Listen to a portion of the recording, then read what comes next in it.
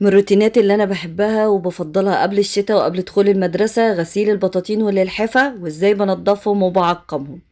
تعالوا شوفوا الخلطة اللي انا استخدمتها في غسيل البطاطين واللحافة بتاعتي. لو ما عندكيش بانيو ممكن تعملي في طبق زي اللي انت شايفاه ده.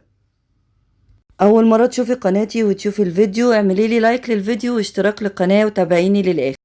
حطيت في الطبق ميه وكلور الوان وكلور ابيض. لو البطانيه بتاعتك فيها الوان كتير غامقه او انت خايفه على الالوان ما تكتريش من الكلور الابيض. كمان حطيت مسحوق بودر اي نوع عندك، اريال، اوكسي، باهي، اي نوع. حطيت كلور الوان عشان تعمل الرغوه اللي انت شايفاها، وبريكس ده معقم. وحطيت خل. ممكن تضيفي كمان دوني او فريدة. انا مكانش متوفر عندي دوني او فريدة، اي معطر عشان يدي ريحة للبطانية. ده لو ما كانش متوفر عندك بانيو تقدري ان انت تغسلي فيه اللحاف او البطانية. الطبق طبعا متوفر عندنا وممكن ان احنا نغسل فيه ونحط فيه البطانية. نفس التطبيقة بنزل البطانية زي ما انت شايفة، بحاول ان انا انزلها واغطسها كده في المية بالخلطة، وكل ساعة بقلبها على جهة لغاية اما كل الجهات وكل البطانية تشرب من المية اللي انا حطاها بالخلطة. كل ساعة بفضل اقلب فيها من كل الجهات. بص واجيبها الناحية التانية وافضل اضغط عليها، وهزود كمان. هزود كمان من الخلطة هعمله في الطبق اللي في الحوض اللي فوق دوت، وهفضل اغطي كل البطانية بمية بكلور الوان بكلور ابيض. انا بزود بالكلور الابيض شوية لان البطانية عندي فاتحة لونها بيج، درجات البيج والبني الفاتح. لكن لو البطانية بتاعتك درجاتها غامقة وخايفة على الالوان بتاعتها ما تكتريش الكلور الابيض بتاع الملابس البيضة. هنحط من الكلور الابيض كمية قليلة قوي عشان بس يعمل لنا الفوم والرغوة. شجعك الفيديو ونشاطك وخلاكي عايزة تغسلي البطاطين. بعد ما تتفرجي على الفيديو اغسلي بطانيتك ونضفيها وعقميها وشيليها قبل الشتاء. انا من الناس اللي بحب اغسل البطاطين واللحافة قبل بداية الشتاء. هنا انا بزود من الخلطة، بعملها في الطبق لوحده وبعدين ازود على البطانية. نفس اللي عملته في الطبق ونفس اللي حطيته على البطانية انا عملته برضو في البانيو. حطيت شوية مية، قفلت البانيو كويس بالسدادة بتاعته، وبعدين حطيت شوية مية وحطيت مسحوق بودر وكلور الوان. بص انا هزود كمان في الكلور الابيض لان انا عايزه اللحاف بتاعي رغم ان هو لونه بني بس انا عايزاه ينضف كويس. ده كلور الابيض هنزل بيه اللي هو زي ما انتوا شايفينه لونه شفاف، لكن كلور الالوان كان لونه ازرق. زودت حبه كمان. بص عمل فوم ورغوه زي ما انت شايفه بيضه، زي الرغوه اللي بتطلع لنا من السيترس او من زي الخلطات اللي عملناها. وحطينا كلور الابيض على كلور الوان، وحطينا كربوناتو وحطينا خل ماركة كلوروكس. لكن لو كلوريتا مش هيديك الرغوة اللي انت عايزاها. ده بريكس معقم، والكيس دوت بيتدوب على 5 لتر. الكيس اللي انت شايفاه بريكس معقم، لو مش عايزة تحطيه ممكن ما تحطهوش. لو عندك دوني عندك فريدة ممكن تزودي. بدوق بالمسحوق البودر في المية وبعدين هنزل باللحاف. بص انا هضغط عليه لغاية اما كل المية بالخلطة توصل للحاف كله، وافضل اضغط عليه وافضل زي ما انت شايفة بغطاسه كده. كمان لو معرفتش بايدي وحسيتي ان هو تقيل معاكي، بص انا هجيبه الناحية التانية كمان. انا عايزاه من كل الجهات يشرب المية. انا كمان مشغلة الحنفية عشان تملى البانيو اكتر ويتغطى كل اللحاف بالخلطة بالمية. عامل رغوة زي ما انت شايفة رغوة كتيرة قوي، فطبعا عشان هو تقيل بالمية قعدت اعمله برجلي كمان. على قد ما انت تقدري بقى افضلي اضغطي عليه عشان يتغطس كله وزي كأننا بننضفه. بعد ما خلصت ضغط عليه برجلي وبايدي لغايه اما انا غطيته كويس قوي. هنا انا هوريكي الخلطه كلوروكس. بص انا حطيت حبه، عايزه اوريكم بس الفوم اللي بيطلع زي السترس. نفس الخلطه اللي عملناها بس كان عندي كلوريتا ماركه تانية. لكن كلوروكس ابيض على الوان بيعملك بص الرغوه كأنك حاطه اريال كتير كميه كبيره. بدوبهم كويس وبزود ميه وهبتدي بقى اغطي البطانيه، بالذات البطانيه. طبعا البطانية اما بشيلها من الشتاء اللي بعد ما يخلص للشتاء اللي بعده بضطر ان انا لازم انضفها تنظيفة كويسة واعقمها وده من اكتر الروتينات اللي انا بحبها لان انا بشيل البطاطين من الشتاء للشتاء. انا دلوقتي بحط خلطة زيادة على البطانية وبغطيها كويس واسيبها 3 ساعات تتنقع.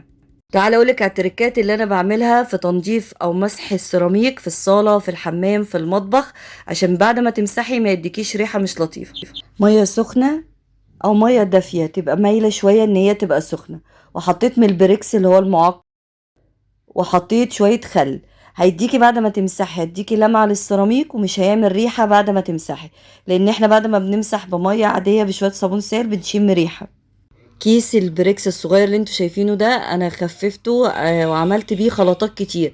ممكن تضيفي على حبة المية اللي انا كنت حطاهم في الطبق الاصفر حبة بريكس صغيرين، او تخففيه على 5 لتر وتبتدي تستخدميه. هو مكتوب على الكيس ان هو معقم للارضيات وللاحواض ولأعزكم الله قعدة الحمام. في الوقت ده كنت البطانية لسه سايباها تتنقع، وكمان كنت بعمل الغدا. وبعد 3 ساعات تعالوا هنرجع نشوف هنعمل ايه في البطانية. زي ما انتوا شايفين السيراميك بقى بيلمع ازاي وعامل ريحة حلوة جدا. البريكس من الحاجات اللي جربتها وكان فعلا بتعمل ريحة حلوة وفرقت في التنظيف. في الوقت ده دخلت عشان اشوف اللحاف. بص انا باخد جزء جزء على سور البانيو، وابتدي انا اشطفه او اغسله تاني مرة كمان بشوية مية، بس مية عادية جدا.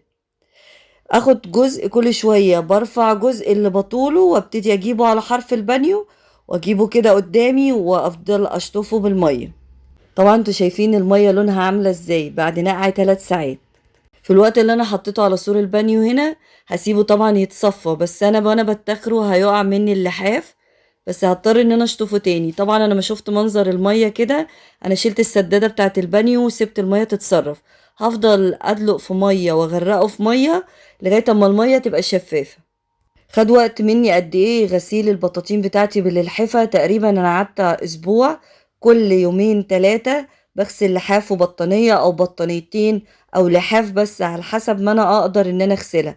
وحسيت ان اللحاف او البطانية تقيلة عليك ان تجيبيها على حرف البانيو، ممكن تخلي حد يساعدك وان هو يرفعه، لان اللحاف او البطانية ما بيشرب مية بيبقى تقيل جدا.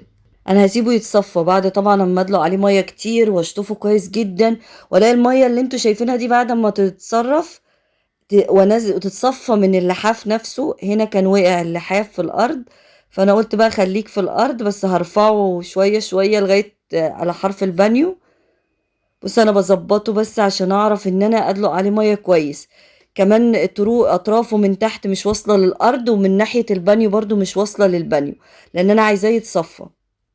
هاخد وقت بقى عقبال ما ادلق عليه ميه كتير لغايه اما الميه اللي انتوا شايفينها في البانيو تتحول ان ميه تبقى نظيفه وشفافه. انا جبته بس على جنب عشان هجيب كمان البطانيه جنبه.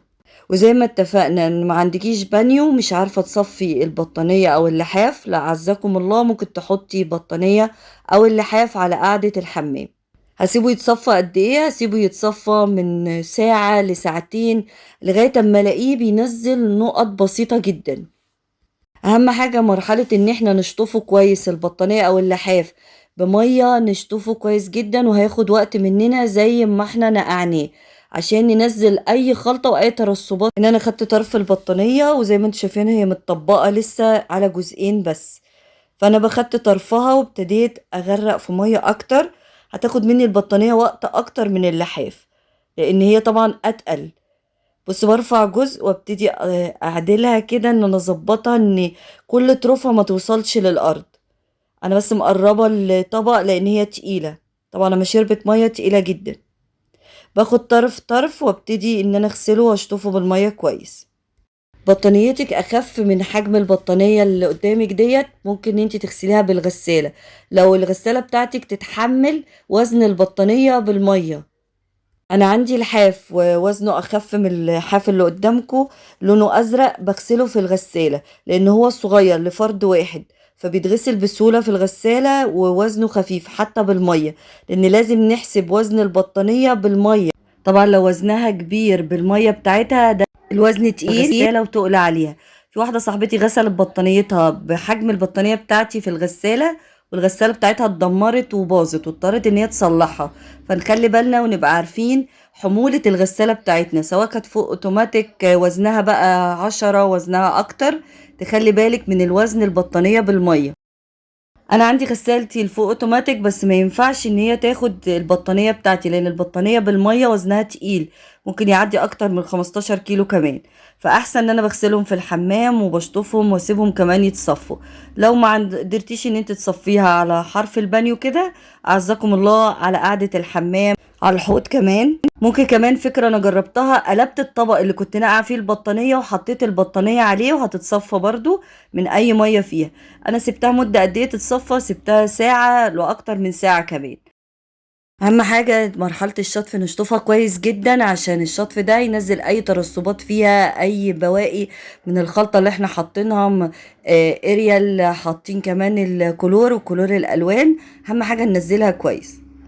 البطانية بتاعتك او اللحاف حجمه صغير لفرد واحد، كمان ما يكونش وزنه كبير، ممكن تغسليها في الغسالة بتاعتك الفوق اوتوماتيك. كمان فكرة كمان، لو البطانية بتاعتك وزنها مش تقيل، هتغسليها وهتشطفيها وتسيبيها تتصفى وهتعصريها عصرة في الغسالة، لو الغسالة بتاعتك تتحمل الوزن ده. غير كده انت كده هتدمري غسالتك على الفاضي.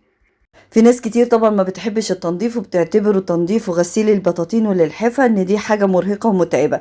لو انت تعبانة او عندك حالتك الصحية ما تسمحش ان انت تشيلي البطانية او اللحاف، ممكن انت توديها مغسلة.